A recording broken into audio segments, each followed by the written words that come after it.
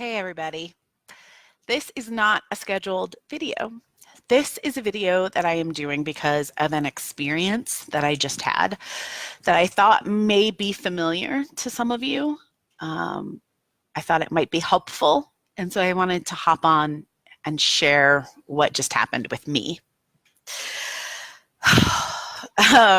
Because I feel like this is the part of self-care, of boundary setting, of growth that we don't always talk about.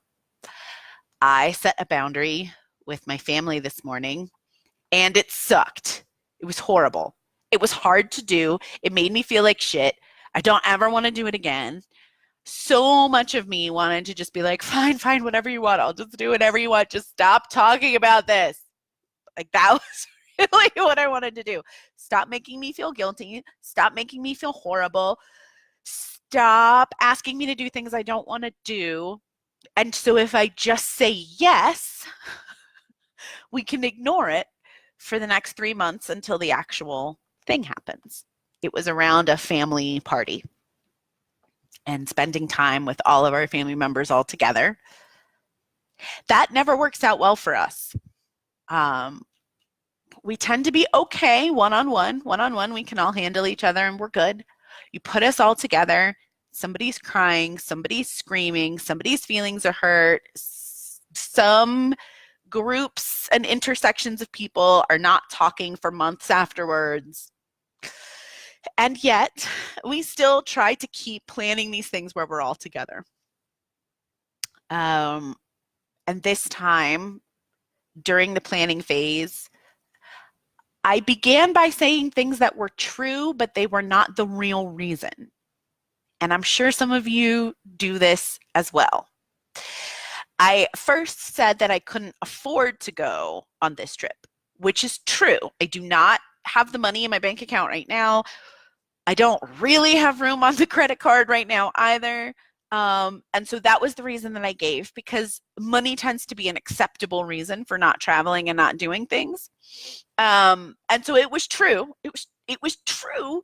It just wasn't the actual reason that I didn't want to go or that I wasn't going to go, right? My family being my family, oh, okay, fine, we'll figure that out. We'll get our heads together. We'll pay for it.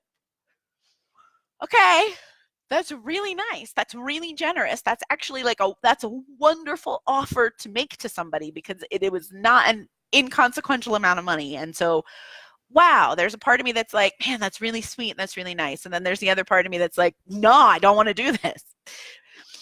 I will be working during the time, and it would involve bringing the kids back to the East Coast and time changes, and there were 40 million other really strong, true reasons for me not to do this thing. But they weren't the real reason. Okay, Stephanie says she does it too. Yeah, and I always hate it when I do it. I've done it before. It feels like lying, even though technically it's not, right? Finally, I sent an email, and I just said in the email, look, I'm not coming. I'm not interested. This isn't a thing that I want to do. The reason that I don't want to do it is that every time we do things like this, multiple people end up being hurt and upset. It has never worked out, not once in all of our lives. So in 39 years of my life, this has never been a good idea. I always want to say no, and then I don't. And this time I'm saying no. If the rest of you want to go ahead and still do this thing, I wish you really good luck, but I can't be a part of it. And then I gave them the one part that I can do that doesn't involve travel, that just involves some online support. It has nothing to do with it, really. And I hit send. And I felt horrible and free at the same time. I don't know if any of you have had that feeling. I hit send and I felt really good because I had told the truth. I felt like, come at me, I felt like nobody can debate or deny anything that was in that email. I said it with as much compassion as possible, and I said it with no blame. I did not say to any of those people in the email, it's your fault that I feel this way, or your fault. Nope, because it wasn't really about that. That wasn't the boundary that I needed to set. It was just, I am not doing this thing. And I was ready. I was braced and I was ready for all kinds of blame and all kinds of backlash and all kinds of, And what I got back from one of my sisters was, heck yeah, me too. I'm not going either. It was like a dam burst. And then what I got back from the third sister was, it's a shame that we all feel this way, but it's true. We do all feel this way.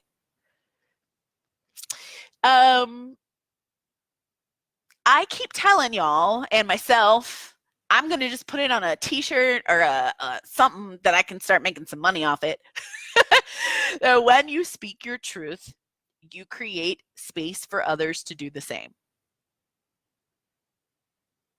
It's true. It's true even with boundary setting. But here's the part about boundary setting that I don't think we've really discussed. I don't know if other coaches and people have discussed it. I haven't seen it, and so I wanted to say it to all of you. It is okay if it sucks. You do not have to feel strong and wonderful and vibrant as you're setting this boundary. You can be terrified. Your stomach can be in a knot. You can be feeling like the worst daughter, sister, mother, person, human being on the planet while you're setting this boundary. You could be feeling like you are not worthy of setting this boundary. You can be feeling like crap. Just because you're doing the right thing does not necessarily mean that it is going to feel good. Now that I have done it, I had the first immediate thought that, oh my God, I've just blown up my family. Like, that's literally what I said to Adam.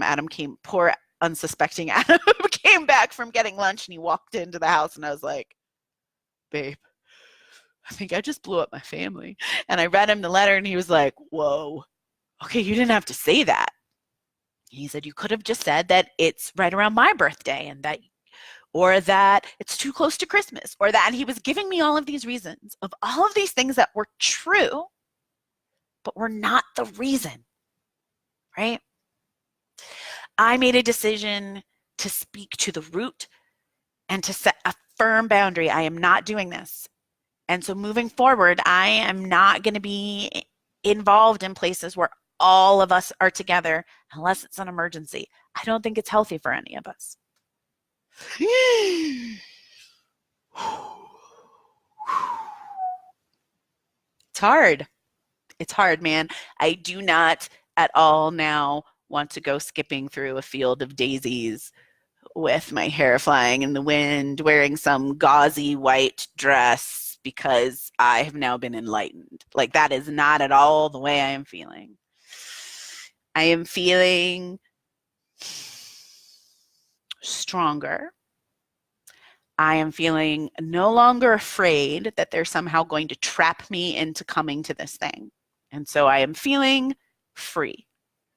But at the same time, I really regret that we're at a place as a family where we need to set this boundary. It makes me really sad that this is the truth. And it opens up a lot of questions about how did we get here and how do we actually need to stay here and all of that stuff. And so I wanted to make sure that all of you out there know if you're struggling with setting a boundary and you're conflicted because you feel like if this were really the right boundary for me to set, I would know. It would feel right. Maybe. Maybe it would still feel hard. Maybe you would still need help. Maybe you would still have doubts afterwards. Maybe you would want to reach out on Facebook and tell everybody, holy crap, I think I just blew up my family. Maybe you'd be really sad that that's what you have to do to keep your heart safe. I don't want you to ever judge your emotions as you are working through trying to heal and trying to grow. I'm always here to talk if you need to. You can always send me a private message. This is the kind of stuff I really have to thank all of the members of the Mom Center. It's funny, I know that the Mom Center members join so that I can coach and guide them. And what ends up happening is that I learn so much from them. And I have been talking to them a lot about finding their truth and speaking their truth and connecting to their truth. And it was their inspiration today that led me to do this. So thank you to all of you. I really appreciate it. And yeah, thanks to everybody that's been sitting here listening to this confessional. I hope it has been helpful to somebody. Speaking of which, I should check and see if there were questions because I haven't. Yeah. Oh, Twyla, man. Woo! Okay. Thank you for the yes. The yes with the multiple S's. That's how you know you did something right. That's how you know. And being able to say no without giving an acceptable reason. Yes. Right? No, I don't want to do that. Period. And giving an acceptable reason, a reason that's acceptable to them, or the reason that is the actual real truth for you. This is what I've been doing in my life, is giving reasons that are acceptable to the other person. And what I am committed to doing from here forward is giving the real true reason for myself. As long as that will not be too painful for the other person. You know, there's ways to say things. So, yeah. Whew. Stephanie, I love you too. Hey, Charles. I'm good. We're good. All right, y'all. This was supposed to be a 5-minute video. That's not what happened. I don't know if I can do a 5-minute video. I don't know if I can stop talking at 5 minutes, but thank you all for being here. And until I get to talk to you again, take really good care. Bye. Mwah.